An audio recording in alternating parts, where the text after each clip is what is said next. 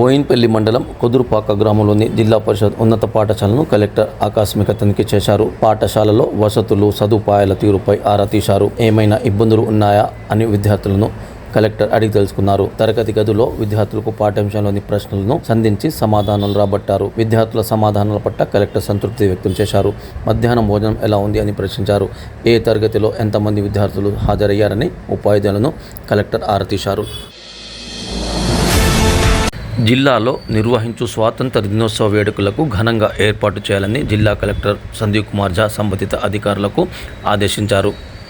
ఈ సందర్భంగా జిల్లా కలెక్టర్ సందీప్ కుమార్ ఝా మాట్లాడుతూ స్వాతంత్ర దినోత్సవ వేడుకలు ప్రభుత్వ జూనియర్ కళాశాల మైదానంలో జరుగుతాయని, జిల్లాలోని ప్రతి శాఖకు చెందిన అధికారులు, సిబ్బంది, విద్యార్థులు వేడుకలకు తప్పనిసరిగా హాజరు కావాలని కలెక్టర్ తెలిపారు.